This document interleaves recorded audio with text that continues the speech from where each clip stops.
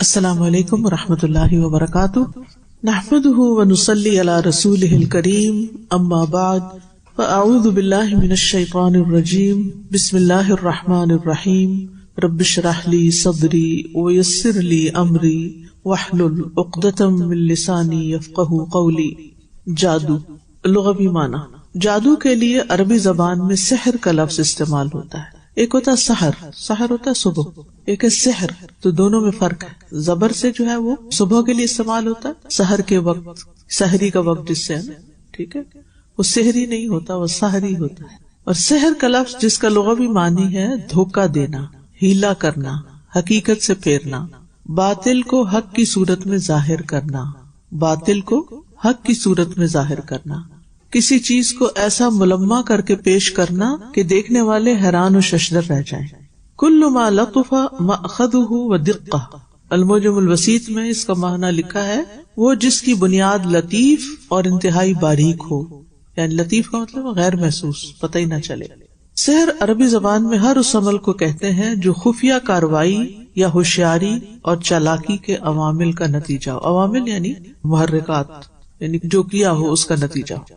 مثلاً اللہ کے پیغمبر صلی اللہ علیہ وسلم نے ایک حدیث میں فرمایا ہے، یقیناً کچھ بیان جادو ہوتے ہیں، یعنی کچھ اسپیکر جو ہوتے ہیں وہ اس طرح بولتے ہیں گویا جادو کر رہے ہیں۔ ایک عمدہ جادو بیان مقرر لوگوں کو غلط کو صحیح اور صحیح کو غلط سمجھنے پہ قائل کر سکتا ہے، اپنی چالاکی سے، ہوشیاری سے، انداز سے۔ اس لیے نبی صلی اللہ علیہ وسلم نے اس کے کچھ پہلوؤں کو جادو سے تعبیر کیا ہے۔ روزہ رکھنے کے لیے طلوع آفتاب سے پہلے جو کھانا کھایا جاتا ہے اس کو سحور، جس کا مادہ سین ہا را ہے، کہتے ہیں۔ وہ اس لیے کہ اس کھانے کا وقت رات کے آخری حصے میں یعنی اندھیرے میں ہوتا ہے، یعنی چونکہ روٹ دونوں کا ایک ہے تو دونوں میں فرق کیا ہے۔ تو جادو کے بارے میں بھی انسان اندھیرے میں ہی ہوتا ہے نا، اس کا سبب معلوم نہیں ہوتا۔ اصطلاحی معنی کیا ہے؟ امام ابن قیم کہتے ہیں السحر هو مرکب من تأثیرات الارواح الخبیثۃ وانفعال القوى الطبیعیۃ عنها۔ جادو ارواح خبیثہ کے اثر اور نفوذ سے مرکب ہوتا ہے، یعنی جنات، ارواح خبیثہ سے مراد جنات، شیاطین کہہ لیں۔ اثر اور نفوذ، نفوذ ہوتا ہے کسی چیز کا پینیٹریٹ کر جانا، مرکب ہوتا ہے یعنی ملا ہوا ہوتا ہے۔ مرکب اضافی یعنی دو لفظ جب مل جاتے ہیں اور ایک کی دوسرے کی طرف نسبت ہوتی ہے، اور ان کے قواعد طبعی سے ترکیب پانے والی چیز ہے جس سے انسانی طبیعتیں متاثر ہو جاتی ہیں۔ ابن قدامہ اپنی کتاب المغنی میں فرماتے ہیں ہوا عقد و رقن و کلام یتکلم بہ او یکتبہ او یعمل شیئا یؤثر فی بدن المسحور او قلبہ او عقلہ من غیر مباشرۃ لہ ولہ حقیقۃ فمنہ ما یقتل وما یمرض ویأخذ الرجل عن امرأته فیمنعہ وطئها ومنہ ما یفرق بین المرء وزوجہ۔ سحر سے مراد گرہیں، ناٹس لگانا، دم، منتر یا وہ کلمات ہیں جنہیں پڑھا یا لکھا جاتا ہے، ٹھیک، یا جادوگر اس کے ذریعے جادوئی عمل کرتا ہے جس کی وجہ سے کسی شخص کا جسم یا دل اور دماغ بغیر چھوئے متاثر ہو جاتا ہے، یعنی ٹچ نہیں بھی کرتے، ہاتھ نہیں بھی لگاتے، پھر بھی اس کا اثر ہو جاتا ہے۔ جادو ایک حقیقت ہے۔ بعض جادو اس قسم کے ہوتے ہیں جو قتل کر دیتے ہیں، کچھ بیمار کر دیتے ہیں، اور آدمی کو اس کی بیوی سے روک دیتے ہیں کہ وہ اس کے ساتھ صحبت نہیں کر سکتا، یعنی فزیکل ریلیشن شپ نہیں کر سکتا۔ اور کچھ جادو ایسے ہوتے ہیں جو آدمی اور اس کی بیوی کے درمیان جدائی ڈال دیتے ہیں، ٹھیک ہے۔ تو بہرحال جادو کی ایک تاثیر ہوتی ہے۔ امام زہری کہتے ہیں کہ جادو ایک ایسا عمل ہے جو شیطان جن کی مدد سے کیا جاتا ہے۔ امام رازی کہتے ہیں کہ جادو کا تعلق ہر اس کام کے ساتھ ہوتا ہے جس کا سبب پوشیدہ ہو، وجہ معلوم نہ ہو، اور اس میں دھوکہ دہی نمایاں ہو۔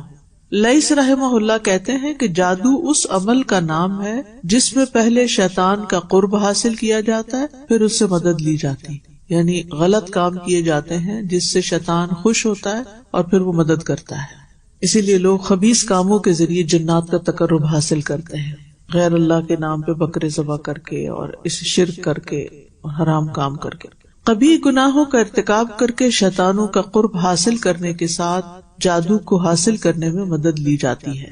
یہ کبیرہ گناہ کبھی بول کر کیے جاتے ہیں، جیسے کہ شرکیہ الفاظ والے دم، شیطان کی تعریف والے کلمات اور اس کو تابع کرنے والے کلمات کہنا، اور کبھی عمل کر کے کیے جاتے ہیں، جیسا کہ ستاروں کی عبادت کرنا، کسی گناہ کو لازم کر لینا، اور اس کے علاوہ تمام نافرمانیوں والے کام۔ اس میں قرآن مجید کی بے ادبی کی جاتی ہے، بعض اوقات پیریڈز کے خون سے آیات الٹی لکھی جاتی ہیں، اور اس قسم کی حرکتیں۔ جادو میں شیاطین، ارواح خبیثہ یا ستاروں سے مدد لی جاتی، جو ٹوٹلی شرک پر مبنی ہے، اور اس کو کالا جادو کہتے ہیں۔ وائٹ جادو جو ہوتا ہے نا، ایک تو بلیک میجک ہے نا، اور ایک وائٹ میجک بھی ہوتا ہے۔ تو وائٹ میجک میں اس طرح کے جملے نہیں بولے جاتے، نہیں گندی باتیں نہیں کی جاتی، لیکن اس کو آپ کہیں جیسے ہمارا دم ہوتا ہے مثال کے طور پر۔ یہ ایک نفسیاتی اثر ہے جو نفس سے گزر کر جسم کو بھی اسی طرح متاثر کر سکتا ہے جس طرح کچھ اثرات جسم کے ساتھ ساتھ نفس کو بھی متاثر کرتے ہیں، کیونکہ ہمارے جسم میں ہماری روح گندھی ہوئی ہے، ٹھیک ہے نا، اس کا حصہ بنی ہوئی ہے۔ جو چیز جسم پہ چوٹ لگاتی ہے تو اس کی روح تک بھی اثرات جاتے ہیں، اور جو چیز روح کو زخمی کرتی ہے وہ جسم کو بھی متاثر کرتی ہے۔ مثلاً خوف ایک نفسیاتی چیز ہے، مگر اس کا اثر جسم پر ہوتا ہے۔ یہ ہوتا ہے کہ رونگٹے کھڑے ہو جاتے ہیں، بدن میں کپکپاہٹ سی طاری ہو جاتی ہے، دل دھڑکنے لگتا ہے۔ تب تو خوف تھا، کوئی مادی چیز تو نہیں تھی، لیکن اثرات کس پر ہوئے؟ جسم پر۔ جادو سے حقیقت تبدیل نہیں ہوتی، مگر انسان کا نفس اور حواس اس سے متاثر ہو کر یہ محسوس کرنے لگتے ہیں کہ حقیقت تبدیل ہو گئی ہے، یعنی انسان کی سوچوں پر اس کا اثر پڑتا ہے۔ جنات کی حقیقت۔ جن بنیادی طور پر نظر نہ آنے والی مخلوق ہے، سوائے ان کے جو سانپ اور کتے کے روپ میں ہوتے ہیں، وہ نظر آ رہے ہوتے ہیں۔ پھر تاہم کچھ جن کوئی بھی شکل اختیار کرنے کے اہل ہوتے ہیں، بشمول انسانی روح کے، یعنی بعض جنات انسان کی شکل میں بھی نظر آ سکتے ہیں۔ جن بہت لمبے فاصلے آنے واحد میں طے کر لیتے ہیں، جیسے سلیمان علیہ السلام کے جو جنات تھے، وہ اس میں سے ایک جو کالا اندہ، ایک تو عفریت تھا نا، اور وہ کہنے لگا جس کے پاس کتاب کا علم تھا کہ تمہاری آنکھ جھپکنے سے پہلے میں تخت لے آتا ہوں۔ سوچئے کہ کتنی زیادہ قوت ہوگی اس کا۔ ابھی تک کسی سائنٹسٹ نے کوئی ایسی چیز ایجاد نہیں کی کہ وہ ٹھیک ہے لمحے میں آپ کی بات تو دوسری جگہ پہنچ جاتی ہے، مگر کوئی چیز پارسل نہیں کر سکتے۔ شاید ایک وقت آ جائے کہ جس میں آپ کے پارسلز بھی اسی طرح تیز رفتاری کے ساتھ ایک مقام سے دوسرے تک چلے جائیں۔ جن بہت لمبے فاصلے آنے واحد یعنی لمحوں میں طے کر لیتے ہیں اور انسانی جسموں میں داخل ہو جاتے ہیں، جو ان کے داخلے کے لیے تیار ہوتے ہیں، ہر جگہ نہیں داخل ہو سکتے، جو ان کو راہ دیتے ہیں۔ اللہ تعالیٰ نے ان کو ایسی غیر معمولی صلاحیتیں دینا مناسب جانا، جس طرح اس نے دوسری مخلوقات کو انسانی صلاحیتوں سے بالا دوسری صلاحیتیں دی ہوئی ہیں، یعنی اور طرح کی صلاحیتیں، مگر پھر بھی اللہ تعالیٰ نے انسان کو ہی اپنی تمام مخلوقات میں سے اونچے مرتبے کے لیے منتخب کیا ہے۔ جنوں کی صلاحیتوں کے متعلق ان بنیادی حقیقتوں کو اگر ذہن میں رکھا جائے تو تمام مافوق الفطرت اور جادوئی واقعات جو جھوٹے نہیں ہوتے، ان کی اصلیت کی آسانی سے توضیح کی جا سکتی۔ توضیح کا مطلب وضاحت۔ مثال کے طور پر آسیب زدہ گھر جہاں بجلی خود بخود جلتی بجھتی رہتی ہے، یہ تو سنا ہی ہوگا، یہ شاید آپ کا کوئی مشاہدہ بھی ہوا ہو۔ دیواروں سے تصویریں گرتی ہیں، چیزیں ہوا میں اڑتی ہوئی نظر آتی ہیں، فرش سے چرچراہٹ کی آوازیں نکلتی ہیں جیسے کچھ چل رہا ہے، خاص طور پر اگر گھر میں کوئی بھی نہیں ہوتا، ایسا لگتا ہے جیسے اوپر والے بیڈ روم سے میں کوئی چل رہا ہے، جی چیزیں غائب ہو جاتی ہیں۔ یہ جنوں کی حرکات، اور پھر دوبارہ وہیں سے مل جاتی، جو خود پوشیدہ رہ کر چھپ کر مادی چیزوں پر اس طرح کے عمل کرتے ہیں۔ مردہ لوگوں کی روحوں سے باتیں کرنے والے محفلوں میں بھی یہی جن ہوتے ہیں۔ وہ کہتے ہیں نا اسپرٹس کو بلاؤ اور پھر باتیں کرو، وہ بورڈ کے اوپر گیم بھی کھیلتے تھے نا بچے، شاید آپ نے بھی کھیلی، ہم نے تو بہت مشغلہ کیا ہوا تھا اس کا، پتا نہیں تھا اس کا۔ وہ بھی اصل میں جنات ہی ہوتے ہیں جو اس میں گھستے ہیں، روح تو دنیا میں نہیں آتی واپس۔ جہاں یوں لگتا ہے جیسے روحیں زندہ لوگوں سے رابطہ کر رہی ہوں۔ جو لوگ اپنے فوت شدہ رشتہ داروں کی آواز پہچانتے ہیں، وہ ان سے زندگی کے گزرے ہوئے واقعات کے متعلق باتیں سنتے ہیں، یعنی بعض اوقات تو آوازیں بھی آتی ہیں، کیونکہ جن وہ آوازیں اس طرح کی نکال لیتے ہیں۔ یہ عمل رابطہ کرنے والے لوگ کرتے ہیں جو فوت شدہ شخص کے متعلقہ قرین جن کو بلا کر حاضر کرتے ہیں۔ ہر انسان کے ساتھ ایک جن ہے نا جس کو قرین بولتے ہیں، جو اس کے ساتھ لگا رہتا ہے، اس کی ہر بات کو جان رہا ہوتا ہے کہ کیا کر رہا ہے، اور پھر وہ جا کے دوسرے جنات کو خبر بھی دے دیتا ہے۔ جب پروٹیکشن کی دعائیں آپ پڑھتے ہیں تو پھر وہ بے بس ہو جاتا ہے، پھر وہ نہیں دے سکتا۔ تو اس لیے بہت ضروری ہے کہ آپ صبح شام کے اذکار پابندی کے ساتھ کیا کریں۔ یہی جن ہے جو مردے کی آواز کی نقل میں اس کی زندگی کے واقعات بتاتا ہے۔ اصل روح نہیں ہوتی بلکہ اس کا قرین ہوتا ہے، قرین جن ہوتا ہے۔ اس کی وجہ کیا ہے؟ یعنی جنات غیبی امور کے بارے میں کیوں باتیں کرتے ہیں؟ ابو ہریرہ رضی اللہ عنہ کہتے ہیں کہ کہ بے شک اللہ کے نبی صلی اللہ علیہ وسلم نے فرمایا، جب اللہ سبحانہ وتعالی آسمان پر کسی بات کا فیصلہ کرتے ہیں تو فرشتے اللہ کے فیصلے کو سن کر جھکتے ہوئے عاجزی سے اپنے بازو پھڑپڑاتے ہیں، گویا کہ صاف پتھر پر لوہے کی زنجیر کھینچی جا رہی ہو، تو ایسی آواز آتی ہے۔ یعنی اللہ تعالیٰ جب کوئی فیصلہ ان کو سناتے ہیں کہ یہ کرو، جا کے کوئی اسائنمنٹ ان کو ملتی ہے تو اللہ تعالیٰ کے فیصلے کو سن کر جھک جاتے ہیں اور عاجزی سے اپنے پر پھڑپڑاتے ہیں، یعنی ایک جسچر شو کرتے ہیں کہ ہم نے بات سنی اور ہم مان رہے ہیں، اور اس کی آواز ایسے ہوتی ہے جیسے صاف پتھر پر لوہے کی زنجیر کھینچی جا رہی ہے۔ پھر جب ان کے دلوں سے گھبراہٹ دور ہوتی ہے تو وہ آپس میں پوچھتے کہ تمہارے رب نے کیا فرمایا؟ وہ کہتے ہیں کہ حق بات کا حکم فرمایا اور وہ بلند و برتر ہے۔ پھر ان کی یہی گفتگو چوری چھپے سننے والے شیاطین سن لیتے ہیں، پھر وہ شیاطین کوئی ایک کلمہ سن کر اپنے نیچے والے کو بتاتے ہیں، یعنی اوپر والا شیطان نیچے والے کو بولتا ہے، پھر وہ دوسرا اپنے نیچے والے کو بتاتا ہے، یعنی لیئرز ہیں ان کی بھی نا، لیولز ہیں۔ اس طرح وہ کلمہ ساحر یا کاہن تک پہنچ جاتا ہے جو انہوں نے وہاں سنا ہوتا ہے، جو فرشتوں کی آپس کی گفتگو ہوتی ہے۔ کبھی تو ایسا ہوتا ہے کہ اس سے پہلے کہ یہ کلمہ اپنے سے نیچے والے کو بتائیں، آگ کا گولا انہیں آ دبوچتا ہے، شہاب ثاقب ان پہ آ گرتا ہے، ختم ہو جاتے ہیں۔ اور کبھی ایسا ہوتا ہے کہ جب وہ بتا لیتے ہیں تو آگ کا انگارہ ان پہ پڑتا ہے، یعنی ان کو پتا ہے کہ اس کی سزا کیا ہے، پھر بھی نہیں باز آتے۔ اس کے بعد کاہن ان میں 100 جھوٹ ملا کر لوگوں سے بیان کرتا ہے، اس ایک بات کو لے کے جو سچ ہوتی ہے 100 اور جھوٹی باتیں ڈال کے لوگوں میں عام کرتے ہیں۔ پھر یہ بات کہی جاتی ہے، دیکھا اس فلاں کاہن نے فلاں دن جو بات کی تھی وہ سچ نکلی نا۔ اسی ایک کلمے کی وجہ سے جسے آسمان پر شیاطین نے سنا تھا، لوگ کاہنوں اور ساحروں کی بات کو سچا جاننے لگتے ہیں۔ وہ 100 جھوٹ نہیں دیکھتے، لیکن وہ ایک سچ جو ہوتا ہے اس کو پکڑ لیتے ہیں اور ان کے اوپر اعتماد کرتے، یقین کر لیتے ہیں۔ قریب جو جن جو ساتھ رہتا ہے اس کا مطلب کہ وسوسے ڈالتا رہتا ہے، وہ اس کا کام رہتا ہے، اور اگر وہ انسان فوت ہوا تو وہ بھی ختم ہو جاتا ہے۔ نہیں، وہ نہیں، اس کا اپنا ٹائم ہے، بس صرف ساتھ ہے خبریں دینے کے لیے، خبریں دینے کے لیے، وسوسے ڈالنے کے لیے۔ اور جب ہم صبح شام کے اذکار پڑھتے ہیں تو اس سے پروٹیکشن ملتی ہے۔ بالکل ملتی ہے۔ اوکے۔ موکل ہوتے ہیں وہ جن جو قابو کیے ہوئے ہوتے ہیں نا، تو ان کو جادوگر کام دیتے ہیں، پھر وہ جا کے کرتے ہیں، یعنی ان کے وکیل سے ہے نا یہ لفظ، یعنی وہ وکیل ایک طرح سے ہوتے ہیں جو جادوگروں کا حکم لے کے جو بھی وہ جادو کرتے ہیں وہ اس پہ جا کے ڈالتے ہیں۔ دونوں طرح ہوتے ہیں، سورۃ جن میں نہیں پڑھا آپ نے، وَإِنَّا مِنَّا الْقَاسِطُونَ وَمِنَّا دُونَ ذَلِكَ كُنَّا طَرَائِقَ قِدَدًا۔ شیطان جادوگر کو بھڑکاتا ہے، شیطان کس کو بھڑکاتا ہے؟ جادوگر کو، تاکہ وہ جادو کرے اور اللہ کے بندوں کو اذیت اور تکلیف پہنچائے، ٹھیک ہے۔ اور خاص طور پر جو لوگ اللہ کی طرف زیادہ آتے ہیں یا نئے نئے آ رہے ہوتے ہیں، ان کے راستے میں رکاوٹ ڈالنے کے لیے وہ ایسا کام کرتے۔ چنانچہ اسی سلسلے میں اللہ تعالیٰ نے ارشاد فرمایا ہے، فَيَتَعَلَّمُونَ مِنْهُمَا مَا يُفَرِّقُونَ بِهِ بَيْنَ الْمَرْءِ وَزَوْجِهِ۔ پھر بھی لوگ ان سے وہ دونوں چیزیں سیکھتے جس سے مرد اور اس کی بیوی میں جدائی ڈال دیں۔ اسی طرح ارشاد الہی ہے، وَيَتَعَلَّمُونَ مَا يَضُرُّهُمْ وَلَا يَنفَعُهُمْ، اور وہ ایسی چیزیں سیکھتے تھے جو ان کو نقصان پہنچاتی تھی اور فائدہ نہ دیتی تھی۔ جادو اذن الہی کے تابع ہوتا ہے، یعنی خود مختار نہیں کہ جو جب چاہے جو چاہے کر گزرے۔ وہ جو خرابی کرنا چاہتے ہیں بس اللہ تعالیٰ کے اذن سے ہی کر سکتے ہیں، کہ اللہ تعالیٰ نے دنیا امتحان کے لیے بنائی ہے، اچھا کرنے والوں کو بھی چانس دیا اور برا کرنے والوں کو بھی دیا ہے۔ ہر جادو مسحور پر اثر انداز نہیں ہوتا۔ کتنے ہی جادوگر ہیں کہ انہوں نے اپنی طرف سے کسی پر جادو کا بھرپور وار کیا مگر اس پر ان کے جادو کا کوئی اثر نہ ہوا۔ ایسا بھی ہوتا ہے کیونکہ ارشاد باری تعالیٰ ہے، وَمَا هُمْ بِضَارِّينَ بِهِ مِنْ أَحَدٍ إِلَّا بِإِذْنِ اللَّهِ، اور وہ اللہ کے حکم کے سوا اس سے کسی کو کچھ بھی نقصان نہیں دے سکتے تھے۔ تو اس لیے ڈرنا نہیں چاہیے کہ کوئی ہم پہ جادو کر دے گا، کوئی ہمیں نقصان دے دے گا۔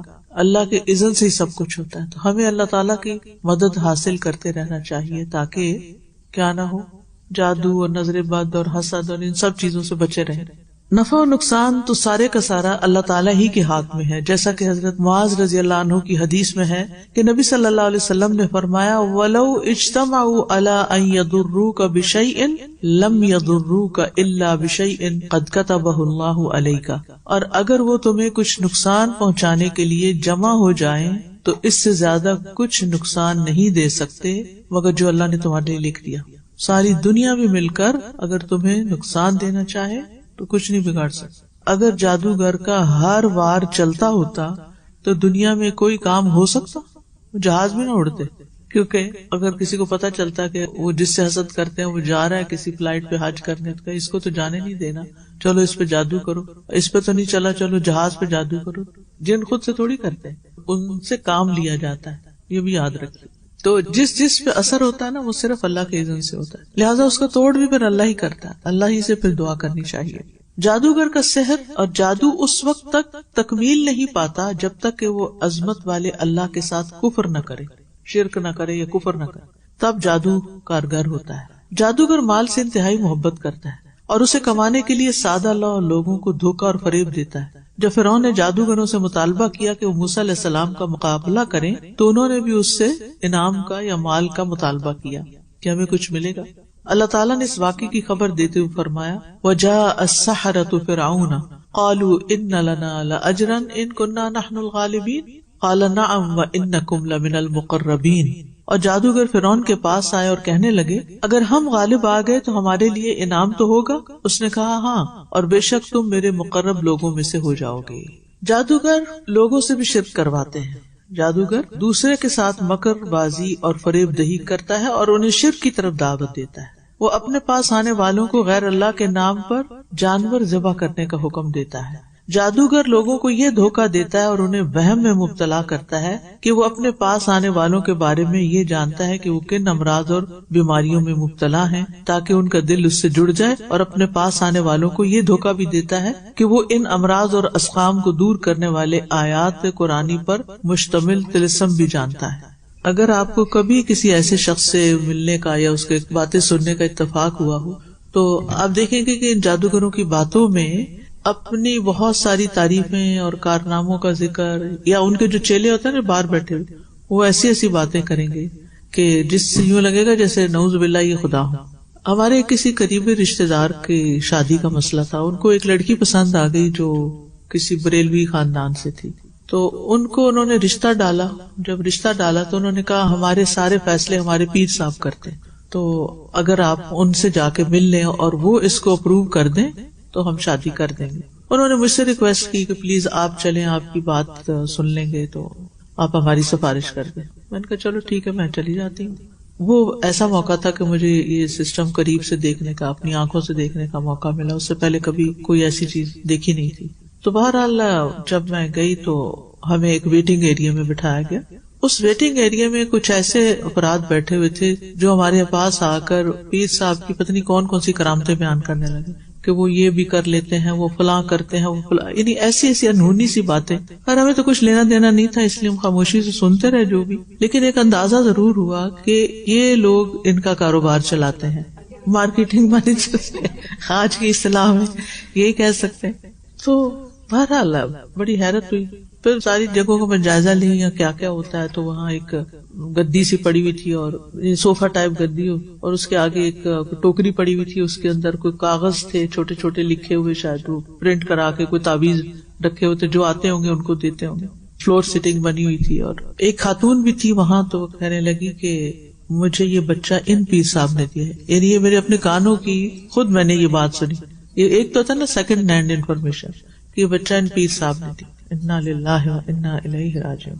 اچھا بہرحال تھوڑی دیر کے بعد پیر صاحب آئے جن سے بات کرنی تھی کہ اس طرح فلاں نے رشتہ ڈالا ہے اور یہ مسئلہ. تو انہوں نے اپنا مسئلہ سنانا شروع کیا. جب انہیں پتا چلا کہ میں کون ہوں اور میرے پیچھے کون ہے، والد میرے کیا کرتے ہیں، تو وہ ہارٹ پیشنٹ تھے پیر صاحب، اور انہوں نے اپنی پتنی کون کون سی بیماریاں سنا دی. تو میں اس وقت استاذات کو دیکھ رہی تھی کہ جو شخص خود اتنا بیمار ہے وہ کسی اور کو بیٹا کیسے دے سکتا ہے، اور کسی اور کا علاج کیسے کر سکتا ہے، اور کسی اور کی مصیبت کیسے دور کر سکتا ہے. لیکن یہی تو دھوکہ دہی ہے، یعنی لوگوں کی آنکھوں پہ پٹی بندھی ہوئی ہے، اور یہی تو جادو ہے جو لوگوں کے اوپر ہوا ہوا ہے ایک طرح سے.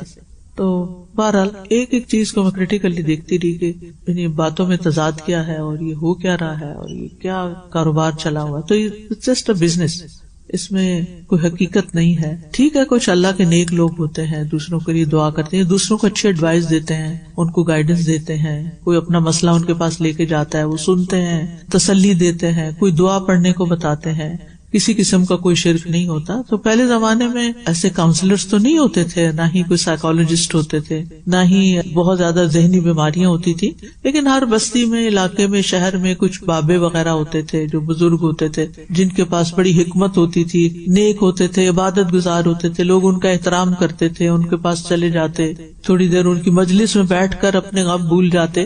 باقاعدہ تعلیم کی مجلسیں بھی ایسی نہیں ہوتی تھی, تو گاؤں وغیرہ میں جیسے بیٹھک نام شاید آپ نے سنا ہو, بیٹھک کی جگہ نا, تو وہ بیٹھکیں ہوتی تھی جن میں اسی طرح کی سٹنگز بزرگ لوگ کرتے تھے. یا ویسے دنیاوی معاملات میں بھی کچھ لوگ ہوتے ہیں نا بہت کامیاب ہوتے ہیں, تو وہ دوسروں کو, تو پہلے زمانے میں اس طرح کی باتیں بھی نہیں تھی کہ کوئی حسد کر کے اپنے چیزیں جو چھپائے اور دوسروں کے ساتھ تجربات شیئر نہ کرے. اولڈر جنریشن ینگر جنریشن کو کاروبار کے طریقے اور زندگی گزارنے کے طریقے سکھاتے تھے. ان مجلسوں میں کوئی حرج نہیں, کوئی اب بھی اگر ہے تو خیر ہے, لیکن یہ جو سلسلے ہیں جس میں اللہ سبحانہ وتعالیٰ کی صفات میں یا ذات میں کسی کو شریک کر دیا جاتا ہے اور پھر اس سے ساری توقعات وابستہ کر لی جاتی ہیں کہ یہ ہمارے مسائل حل کریں گے, یہ صریحاً شرک ہے اور اس سے بہت دور رہنا چاہیے.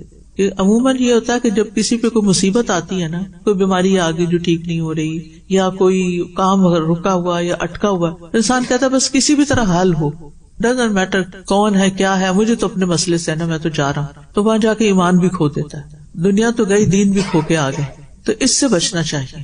اور بعض لوگ جادو کا توڑ جادو سے کرواتے ہیں, یعنی کالے جادو کا توڑ کالا جادو کر کے کرتے ہیں, نہ کہ آیات اور دم اور رقیہ کے ذریعے. تو یہ بھی ٹھیک نہیں ہے. یعنی آیات قرآنیہ کے علاوہ, مسنون اذکار کے علاوہ اگر کوئی ایسے اعمال کرنے کو دیتا ہے جو شریعت میں مسنون نہیں, تو ان سے بچنا چاہیے.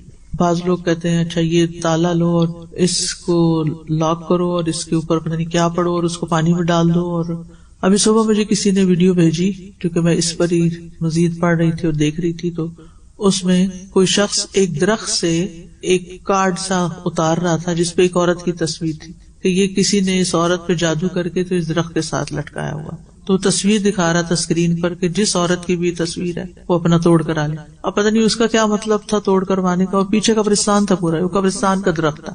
میں بھی یہ سوچ رہی تھی کیا پتہ خود ہی لگائی ہو اور اب پھر خود جی, کیونکہ اب تصویر تو کسی کی لینا کیا مشکل ہے, آپ کسی بھی ہر جگہ سوشل میڈیا پہ تصویریں پڑی ہوئی ہیں.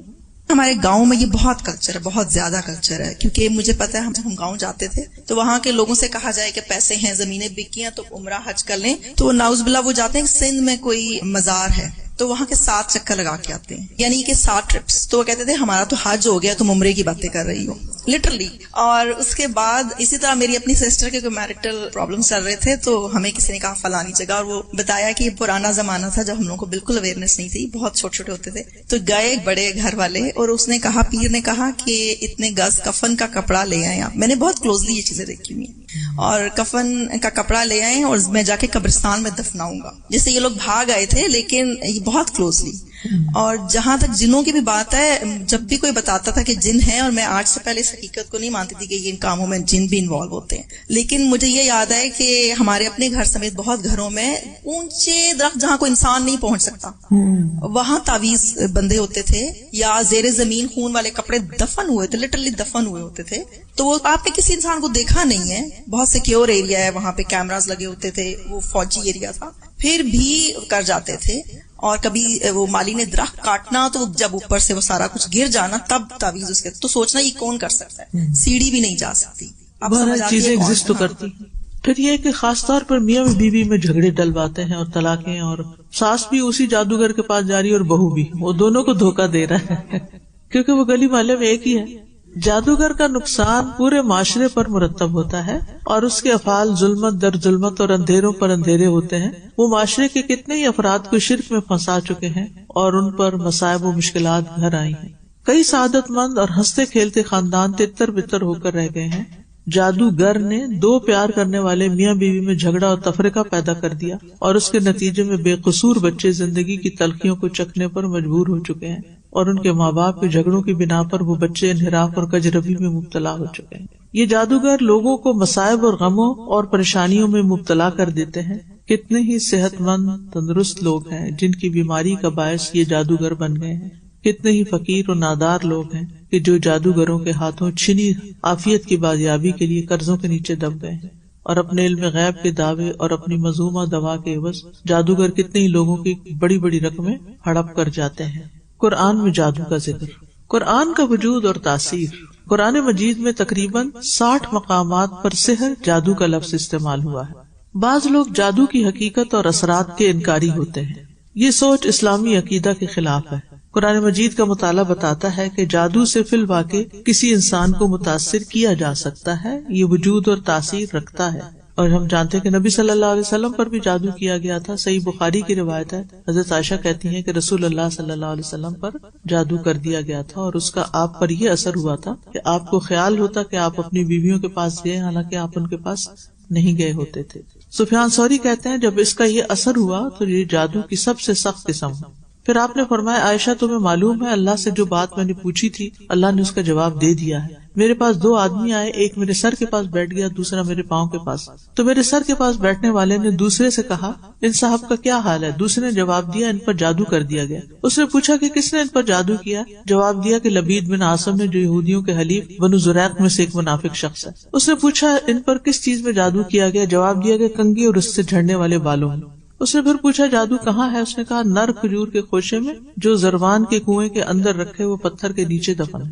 پھر نبی صلی اللہ علیہ وسلم اس کنویں پر تشریف لے گئے اور جادو اندر سے نکالا۔ پھر آپ نے فرمایا یہی وہ کنواں ہے جو مجھے خواب میں دکھایا گیا تھا، اس کا پانی مہندی کے نچوڑ جیسا سرخ تھا اور اس کے کھجور کے درخت شیطانوں کے سروں جیسے تھے۔ پھر وہ جادو کنویں سے نکالا گیا۔ حضرت عائشہ کہتی ہیں میں نے کہا آپ نے اس جادو کو توڑ کیوں نہیں کرایا؟ آپ نے فرمایا اللہ نے مجھے شفا دی، اب میں لوگوں میں کسی پر اس شر کو پھیلانا نہیں چاہتا۔ اور حضرت جبریل وہ آیتیں لے کر آئے تھے نا معوذتین کی، اور پھر وہ پڑھی گئی، آپ ایک ایک آیت پڑھتے گئے اور وہ نوٹ کھولتے گئے، 11 آیتیں تھی، 11 نوٹس تھی شاید، اور اس طرح جادو ختم ہو گیا۔ امرا کہتی ہے کہ ایک مرتبہ حضرت عائشہ بیمار ہو گئی اور ان کی بیماری کا دورانیہ بہت زیادہ لمبا ہو گیا، طویل عرصے تک بیمار۔ اسی دوران مدینہ میں ایک طبیب آیا، عائشہ رضی اللہ عنہ کے بھتیجے اس کے پاس گئے اور اس سے حضرت عائشہ کی بیماری کے متعلق پوچھا۔ اس نے کہا جس عورت کی تم یہ کیفیت بتا رہے اس پر تو جادو کیا گیا ہے اور اس پر اس کی باندی یعنی لونڈی نے جادو کروایا ہے۔ تحقیق پر اس باندی نے اقرار کر لیا کہ میں نے آپ پر سحر کروایا ہے، میں چاہتی تھی کہ آپ فوت ہو جائیں تو میں آزاد ہو سکوں، کیونکہ عائشہ رضی اللہ عنہا نے اس باندی سے کہہ رکھا تھا کہ میرے مرنے کے بعد تم آزاد ہوگی۔ حضرت عائشہ رضی اللہ عنہا نے حقیقت سامنے آنے پر فرمایا اس باندی کو عرب میں سب سے طاقتور لوگوں کے ہاتھ بیچ دو اور اس کی قیمت اس جیسی ایک باندی پر خرچ کر دو، یعنی کسی اور کو لے کے آزاد کر اس کو پکڑوا دو، کسی ایسے کے جو کبھی نہ اسے چھوڑے، اس سزا کے طور پر۔ تو اس سے پتہ چلتا ہے کہ اثرات ہوتے ہیں لیکن ان کا توڑ بھی ہوتا ہے۔ جادو کی حرمت، جادو سیکھنا، سکھانا، کرنا، کرانا شیطانی اور کفری عمل ہے۔ البتہ جادوئی عملیات کرنے اور کروانے کی نہ صرف سختی سے ممانعت ہے بلکہ اسے کفری عمل قرار دیا گیا ہے، کیونکہ یہ عملیات انسان کو کفر اور شرک تک لے جاتے ہیں۔ اللہ تعالیٰ کا ارشاد ہے، سورۃ البقرہ کی آیت نمبر 102 ہے، وَاتَّبَعُوا مَا تَتْلُو الشَّيَاطِينُ عَلَى مُلْكِ سُلَيْمَانَ وَمَا كَفَرَ سُلَيْمَانُ وَلَكِنَّ الشَّيَاطِينَ كَفَرُوا يُعَلِّمُونَ النَّاسَ السِّحْرَ وَمَا أُنزِلَ عَلَى الْمَلَكَيْنِ بِبَابِلَ هَارُوتَ وَمَارُوتَ وَمَا يُعَلِّمَانِ مِنْ أَحَدٍ حَتَّى يَقُولَا انما نحن فتنة فلا تكفر فيتعلمون منهما ما يفرقون به بين المرء وزوجه وما هم بضارين به من احد الا باذن الله ويتعلمون ما يضرهم ولا ينفعهم ولقد علموا لمن اشتراه ما له في الآخرة من خلاق ولبئس ما شروا به انفسهم لو كانوا يعلمون۔ اور اس کی بجائے یعنی کلام اللہ کی بجائے اس کی پیروی کرنے لگے جو سلیمان کی سلطنت میں شیاطین پڑھا کرتے تھے، اور سلیمان نے کفر نہیں کیا بلکہ شیطانوں نے ہی کفر کیا تھا۔ وہ لوگوں کو جادو سکھاتے تھے، وہ لوگ اس کے پیچھے لگ گئے جو بابل میں 2 فرشتوں ہاروت اور ماروت پر اتارا گیا تھا، اور وہ دونوں کسی کو کچھ نہیں سکھاتے تھے جب تک یہ نہ کہہ دیتے کہ ہم تو صرف آزمائش ہیں، بس تم جادو سیکھ کر کفر نہ کرو۔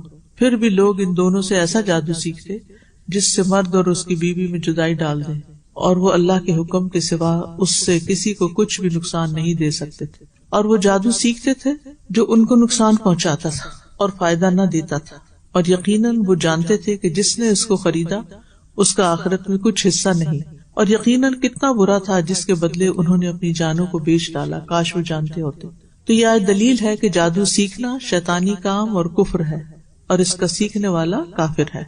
امام قرطبی نے وضاحت فرمائی، اللہ تعالیٰ نے شیاطین کو اسی لیے کافر قرار دیا کیونکہ وہ لوگوں کو جادو سکھایا کرتے تھے، یعنی شیاطین کے عمل کو کفر قرار دیا کیونکہ وہ جادو سکھاتے تھے. یعنی آیت میں نا اللہ تعالیٰ نے ان کو کافر نہیں کہا بلکہ ان کے عمل کو کفر کہا ہے. ٹھیک ہے تو امام قرطبی کا جملہ لیکن اس کو درست ہونا چاہیے. اللہ تعالیٰ نے شیاطین کے عمل کو اسی لیے کفر قرار دیا کیونکہ وہ لوگوں کو جادو سکھاتے تھے. جادو کسی بھی نیت سے نہیں سیکھنا چاہیے. ہم ایک دعا پڑھتے ہیں نا اللہم انی اسألک علما نافعا، تو سوال پیدا ہوتا ہے کہ غیر نافع کون سا علم ہے؟ ان میں یہ جادو وغیرہ ہے. نواب صدیق حسن خان فرماتے ہیں یہ آیت اس بات کا ثبوت ہے کہ جادو سیکھنا کفر ہے، خواہ کوئی اس کا اعتقاد رکھ کر سیکھے یا بغیر اعتقاد کے، اور خواہ کوئی جادوگر بننے کے لیے جادو سیکھے یا محض جادو کے دفعیہ کے لیے. دفعیہ کا مطلب دور کرنے کے لیے، یعنی توڑ بھی نہیں کرنا چاہیے جادو سے.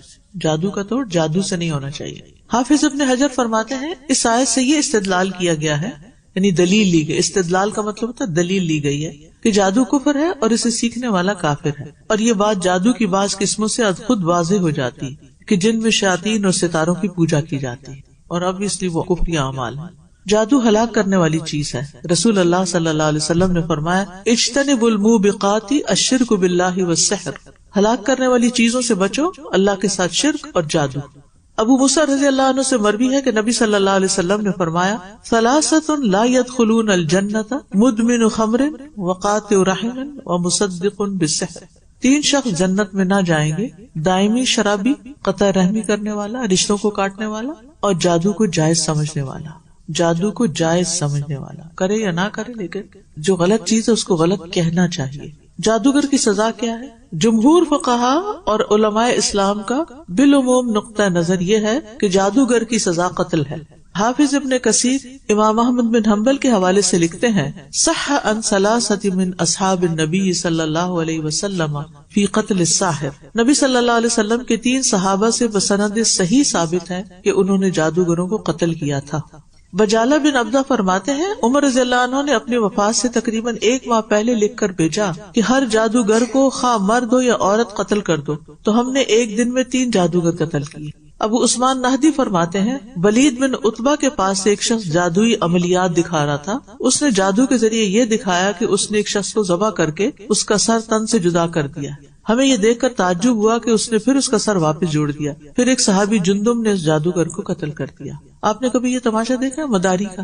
دیکھا ہے جس میں وہ سر الگ کر دیتے ہیں اور جسم الگ ہوتا ہے، اور جی میں نے خود بھی دیکھا ہوا ہے میجک شو جو ہوتے ہیں. جی تو یہ بھی جادو سے کر رہے ہوتے ہیں، لوگوں کی آنکھوں کو مسحور کر دیتے ہیں جیسے فرعون کے جادوگروں نے مسحور کر دیا. سحروا اعین الناس واسترهبوا. اس واقعے کی تفصیل یہ ہے کہ ابو عثمان نہدی روایت کرتے ہیں کہ خلیفہ الولید بن عبد الملک، ولید بن عبد الملک 705 سے 715 تک اس کی حکومت رہی، اموی خلیفہ. اس نے اپنے دربار میں ایک آدمی کو رکھا ہوا تھا جو جادو کے کرتب دکھاتا. ایک دفعہ اس نے ایک آدمی کا سر تن سے جدا کر دیا. حاضرین دربار جب اس عمل کی دہشت سے بھیجان زدہ ہو گئے، پریشان ہو گئے، تو لوگوں کو اور زیادہ حیران کرنے کے لیے اس نے کٹے ہوئے سر کو دوبارہ جوڑ دیا، اور وہ آدمی ایسے ٹھیک ہو گیا جیسے سر کبھی کٹا نہیں تھا. دربار میں موجود لوگوں نے نعرہ بلند کیا سبحان اللہ، یہ تو مردوں کو بھی زندہ کر سکتا ہے. ایک صحابی حضرت جندب نے ولید کے دربار میں جب شور سنا تو آگے اور جادوگر کا کرتب دکھا. اگلے دن وہ اپنی کمر سے تلوار باندھ کر آئے. جب جادوگر کرتب دکھانے کے لیے آیا تو جندب رضی اللہ عنہ مجمع کو چیرتے ہوئے اپنی تلوار نکال کر آگے بڑھے. جادوگر کا سر قلم کر دیا. پھر خوف زدہ مجمع کی طرف دیکھ کر انہوں نے فرمایا اگر یہ واقعی مردے کو زندہ کر سکتا ہے تو اب اپنے آپ کو زندہ کر لے. خلیفہ الولید نے انہیں گرفتار کر کے جیل میں ڈال دیا. جادوگروں کو سخت سزا دینے کی کیا وجہ ہے؟ آپ کیا سمجھتے ہیں؟ تاکہ معاشرے کے جو کمزور لوگ ہیں وہ اللہ تعالیٰ کی خاص صفات کو جادوگروں سے نہ منسوخ کرنے لگے، جیسے یہ اوپر گزرا، یعنی توحید فی الاسماء والصفات میں شرک نہ کرنے لگے. جادوگر کو قتل کرنے سے پہلے توبہ کی مہلت بھی دینی چاہیے. امام احمد، امام مالک، امام ابو حنیفہ کا قول ہے توبہ کی مہلت دیے بغیر جادوگر کو قتل کیا جائے گا. ان کی دلیل یہ ہے کہ صحابہ کرام نے جن جادوگروں کو قتل کیا ان سے توبہ کا مطالبہ نہیں کیا. امام احمد کا دوسرا قول اور امام شافعی کی رائے یہ ہے جادوگر نے جادو سے اگر کسی کو قتل نہیں کیا تو اس سے توبہ کا مطالبہ کیا جائے گا. اگر وہ توبہ کر لے تو دنیا میں اس سے حد ساکت ہو جائے گی، کیونکہ توبہ سے شرک معاف ہو جاتا ہے جو سب سے بڑا گناہ ہے. تو جادو کیوں نہیں معاف ہو سکتا؟ جیسا کہ فرعون کے جادوگروں کی توبہ قبول ہو گئی تھی تو پھر اس کو نہیں مارا جائے گا. ٹھیک. جادو کب اثر انداز ہوتا ہے؟ بیماریوں کے جس طرح مختلف اسباب ہوتے ہیں اسی طرح جادو بھی کسی بیماری یا تکلیف کا ایک سبب ہوتا ہے. جادو اللہ کے اذن کے بغیر مؤثر نہیں ہو سکتا. اللہ تعالیٰ کی مشیت کے ساتھ ساتھ کچھ انسانی کمزوریاں، مثلا عقیدے کی خرابی، توکل کی کمی، نماز میں سستی، نفسانی خواہشات کا غلبہ، طہارت سے لاپرواہی، مسنون اذکار اور دعاؤں کا اہتمام نہ کرنا، یہ سب جادو کے مؤثر ہونے کا سبب بن سکتے ہیں. یعنی ان وجوہات کی بنا پر جادو جلد اثر کرتا ہے. ابن قیم کہتے ہیں ان خبیث روحوں یعنی شریر جنات کا تسلط، غلبہ اکثر ان لوگوں پر ہوتا ہے جن میں دین کی کمی ہوتی ہے اور ان کے دل اللہ کے ذکر سے ویران ہوتے ہیں، جو نبوی اور ایمانی حصار سے خالی ہوتے ہیں. یعنی یہ خبیث روحیں اس شخص پر حملہ آور ہوتی ہیں جس کے پاس اپنی حفاظت کے لیے کوئی اسلحہ نہیں ہوتا. اب جادو سے بچاؤ کی تدابیر کیا ہیں؟ کچھ حفاظتی تدابیر اختیار کرنی چاہیے. طہارت اور وضو کا اہتمام، یعنی جسم کے ساتھ نجاست لگی نہ رہے. عبادات کی پابندی، کثرت سے اللہ کا ذکر، استغفار لازم. گھر کو تصاویر اور مجسموں سے پاک رکھنا. بعض لوگ ڈیکوریشن کے لیے تصویریں لٹکاتے ہیں، مجسمے رکھتے ہیں، کوئی جانوروں کے، کوئی انسانوں کے، تو یہ چیزیں بھی یعنی نقصان دیتے ہیں. بچوں کے اگر کھلونے وغیرہ ہوں، جیسے ٹیڈی بیئر ہے یا باربی وغیرہ، تو اس کو سوتے وقت ڈھانک لیں، رات کو ایسے کھلا نہیں چھوڑے انہیں. اور ویسے بھی بہت ایسے باربی وغیرہ تو لینی بھی نہیں چاہیے، کیونکہ وہ بہت زیادہ ٹیڈی بیئر وغیرہ بازو کا صحیح شکل نہیں ہوتی، بس روئی کا گولا ہی ہوتا ہے. پھر بھی اب دیکھیں کہ اب بچوں کے ساتھ سلا رہے ہوتے ہیں ان کو، بالو لے کے سوتے ہیں. اب وہ بچپن سے ہی ان کو ایسی چیزوں کا عادی کر دیتے ہیں کہ بالو سے سلانے کی بجائے اچھا سا تکیہ بنا دیں ان کو، چھوٹا سا گول سا. اچھا، مسنون اذکار کا اہتمام کریں. اجوا کھجور کھائیں. حدیث میں آتا ہے جو 7 کھجوریں اجوا کی صبح کھاتا ہے اس پہ جادو اثر نہیں کرتا. بیت الخلاء میں داخل ہوتے وقت دعائیں پڑھیں، کیونکہ یہ جن و شیاطین کے موجود رہنے کی جگہ ہیں. مغرب کے وقت بچوں کو گھر سے باہر نہ بھیجیں. جابر رضی اللہ عنہ کہتے ہیں کہ رسول اللہ صلی اللہ علیہ وسلم نے فرمایا جب سورج غروب ہو جائے تو تم اپنے چوپایوں اور اپنے بچوں کو باہر نہ بھیجو، بلی وغیرہ کو بھی، یہاں تک کہ شام کا اندھیرا جاتا رہے. اوکے، یہاں یہ بات سمجھنے کی ہے. اچھا، اب بعض اوقات یہ ہوتا ہے کہ کچھ جگہوں پر مسجد سے اذان ہوتی ہے، مغرب کا وقت ہوتا ہے اور بچے مسجد جاتے ہیں، تو وہ چھوٹے بچے نہیں ہوتے، وہ ایڈلٹس ہوتے ہیں. تو یہاں ایڈلٹس کی بات نہیں ہو رہی، چھوٹے بچوں کی بات ہو رہی. تو چھوٹے بچوں کو تو ضرورت نہیں ہے نا مسجد جانے کی، وہ تو گھر پر ہی ہوں گے. اور اگر ہوں گے بھی، گاڑی میں بیٹھ کے جا رہے ہیں، باپ کی انگلی پکڑ کے جا رہے ہیں، تو وہ ایک پروٹیکشن میں ہے. بہرحال اکیلے نہیں چھوڑنا چاہیے. لیکن جب رات کا اندھیرا آ جائے، جیسے عشاء کا وقت قریب آ جائے، عشاء کے بعد، تو جیسے بہت سے گرم ممالک میں گیمز رات کے وقت ہوتی ہیں، تو اس وقت رات کے وقت نکل سکتے ہیں، یعنی پھر دوبارہ نکل سکتے ہیں. یعنی وہ جو اندر باہر سورج ہوتا ہے نا، جس وقت عین مغرب کا وقت ہوتا ہے، اس وقت نہیں نکلنا چاہیے. شیاطین پھیل جاتے ہیں، کیونکہ شیاطین سورج کے غروب ہوتے ہی چھوڑ دیے جاتے ہیں یہاں تک کہ شام کا اندھیرا ختم ہو جائے. ٹھیک ہے. پھر ہر کام سے پہلے بسم اللہ پڑھنا چاہیے.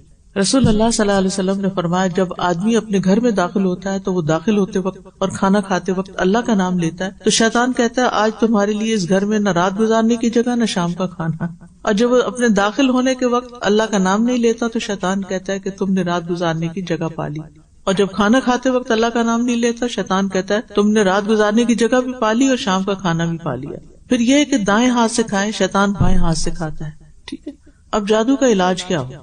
یاد رکھیے جادو کا علاج جادو سے نہیں، یعنی کہ برائی کو توڑ برائی سے نہیں کرنا. ادفع باللتی یا احسن، نشرہ وغیرہ نہیں کرنا چاہیے. قرآن مجید اور شرعی دم سے علاج کرنا چاہیے، اس میں کوئی حرج نہیں ہے. جادوگر نہ تو قرآن پڑھیں گے اور نہ ہی صورتیں یاد ہوں گی ان کو، کیونکہ جادوگر تو اس وقت تک جادو کر ہی نہیں سکتا جب تک شیطانوں کا تقرب حاصل نہ کر لے. پھر جائز دوائیں استعمال کریں. بیماری کے لیے صرف جادو کا توڑ ہی کافی نہیں بلکہ دوائیں بھی کھانی چاہیے. یہ یاد رکھیے کہ اگر موت آ گئی ہو کسی کی تو علاج کام نہیں آتا، جتنا مرضی علاج کر لیں، اور مرنا تو ہے نا ایک دن. ٹھیک ہے. وَلَن يُؤَخِّرَ اللَّهُ نَفْسًا إِذَا جَاءَ أَجَلُهَا وَاللَّهُ خَبِيرٌ بِمَا تَعْمَلُونَ. اور جب کسی شخص کی موت کا وقت آ جاتا ہے تو اللہ اسے ہرگز مہلت نہیں دیتا، اور اللہ اس کی خوب خبر رکھنے والا ہے جو تم عمل کرتے ہو. تو دوا اور علاج اس وقت کام آتا ہے جب موت نہ آئی ہو، جب شفا مقدر میں ہو. ایک ہی ڈاکٹر ہوتا ہے، ایک ہی معالج ہوتا ہے، ایک ہی طبیب ہوتا ہے، ایک ہی طرح کا مرض ہوتا ہے. ایک ٹھیک ہو جاتا ہے دوسرا نہیں ہوتا، تو پتہ چلتا ہے کہ اصل قوت اللہ کے ہاتھ میں اور اصل شافی اللہ ہے. پھر یہ ہے کہ قرآن مجید پڑھ کر علاج کرنا چاہیے. سورۃ فاتحہ کو بار بار پڑھنا چاہیے، سورۃ البقرہ پڑھنی چاہیے. شفا اللہ کے ہاتھ میں ہے. انما امرہ اذا اراد شیئا ان یقول له کن فیکون. اور اس میں ایمان لانا اللہ پہ اور اللہ پہ بھروسہ رکھنا بڑا ضروری ہے. پھر یہ کہ جادو کو تلف کر دینا چاہیے. شیخ عبدالعزیز بن باز کہتے ہیں حتی الامکان جادو کی جگہ کا پتہ چلانے کی کوشش کی جائے، خواہ زمین میں ہو یا پہاڑ یا کسی اور جگہ. جب اس کا علم ہو جائے تو اسے نکال کر تلف کر دیا جائے، اس طرح جادو باطل ہو جائے گا. اچھا، بعض خواتین کہتی ہے وہ فلاں چیز نکل آئی تو میں نے اٹھا کے بن میں پھینک دی. نہیں، اس کو یا جلانا ہوتا ہے یا پانی میں بہانا ہوتا ہے، ایسے اٹھا کے ادھر سے ادھر نہیں کریں.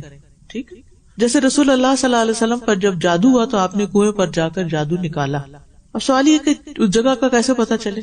غیب کا علم تو ہے نہیں. جادو والی چیز معلوم کرنے کے لیے اللہ تعالیٰ سے دعا اور گریہ وزاری کرے کہ خواب میں وہ جگہ دکھا دے جہاں وہ جادو کیا ہوا ہے. نیز جادو سے متاثرہ شخص سے یہ پوچھے کہ وہ کس جگہ اٹھنے بیٹھنے یا داخل ہونے میں جادو کا زیادہ اثر محسوس کرتا ہے. ممکن ہے وہاں سے جادو شدہ چیز مل جائے. ضرورت پڑنے پر مستند معالج سے ہی رجوع کیا جائے، یعنی کہاں جاتا ہے تو اس کی طبیعت خراب ہو جاتی ہے تو اس ایریے میں پھر ڈھونڈے. تلف کیسے کیا جائے؟ اگر جادو والی چیز مل جائے تو اس پر شرعی رقیہ پڑھ کر دم پڑھ کر پھونکے ماریں، پھر کسی غیر آباد جگہ پہ دفنا دیں یا پانی میں بہا دیں یا جلا دیں یا کسی اور طریقے سے ضائع کر دیں. اگر قرآنی آیات یاد نہیں تو صرف اعوذ باللہ پڑھ کر چیز کو ضائع کر دیں. جادو کا یہ بہترین علاج ہے. ٹھیک ہے، سمجھ آ گئی؟ کوئی تعویذ نکل آئے، کوئی دھاگا نکل آئے، کچھ تو اس کے ساتھ یہی کرنا ہے، اعوذ باللہ پڑھ کے چاروں کل پڑھ کے جلا دیں یا دفنا دیں. میرے ساتھ تو ہو چکا ہے، کیونکہ گھر کے ایٹک میں لوہے پہ وہ ہندو کا جو بھی ہوتا ہے ریڈ یلو سب کیا ہوا تھا، اور گھر سیل کرنے کا ٹائم تھا تو وہ دکھا تو کیا کہ سم تھنگ از رانگ. تو بس میرے ہسبینڈ کو میں نے بولا کہ اس کو آپ گھر پہ چھوڑ دیں. اس ٹائم نالج نہیں تھا بالکل، تو بس اس کا گھر میں رکھ دیا. And with in I think 24 hours میں بیک یارڈ میں چل رہی تھی، میرا پیر ٹوٹ گیا. تو اب مجھے لگا کہ دیٹ از واٹ ہیپنڈ. اور اس کے بعد جب ہم گھر سے نکل بھی رہے تھے، not every thing is good. جیسے کہ جو دوسرے والے لوگ آ رہے تھے جو نیو اونرز، تو وہ کتا پاگلوں کی طرح اس گھر میں انٹر نہیں ہو رہا تھا، وہ اتنا بھونک رہا تھا. I have seen with my eyes. وہ ان کو نظر آتے ہیں نا جنات شیاطین. جی، تو شرعی دم کرنا چاہیے. ٹھیک ہے، اللہ تعالیٰ فرماتے ہیں وَنُنَزِّلُ مِنَ الْقُرْآنِ مَا هُوَ شِفَاءٌ وَرَحْمَةٌ لِّلْمُؤْمِنِينَ، اور ہم قرآن میں سے نازل کر رہے ہیں جو مومنوں کے لیے شفا اور رحمت ہے. حضرت عائشہ سے روایت ہے کہ رسول اللہ صلی اللہ علیہ وسلم ایک مرتبہ ان کے پاس تشریف لائے تو دیکھا کہ ایک عورت ان کو دم کر رہی ہے. آپ نے فرمایا عالجیہا بکتاب اللہ، کتاب اللہ کے ساتھ اس کا علاج کرو. تو سحر زدہ شخص پر مدرجہ ذیل قرآنی آیات پڑھ کر دم کیا جائے. یہ جتنی بھی باتیں لکھی ہوئی نا، الفاتحہ، البقرہ، آل عمران، الاعراف، یونس، طٰہٰ، المومنون، صافات، الاحقاف، الرحمن، الحشر، تغابن، جن، اخلاص، فلق، ناس، یہ سورتوں کے جو نمبر لکھے ہوئے ہیں، یہ منزل جو کتاب ہوتی ہے چھوٹی سی، اس میں مل جاتے ہیں، تو ان کو بھی پڑھ سکتے ہیں. جادو کا علاج طب نبوی سے. سینگی، جادو کی وجہ سے جسم کے کسی حصے میں مسلسل درد رہتا ہو تو سینگی یعنی پچنا لگوا کر فاسد خون نکلوا دیا جاتا ہے. اسے کپنگ بھی کہتے ہیں، حجامہ جیسے ہوتا ہے نا.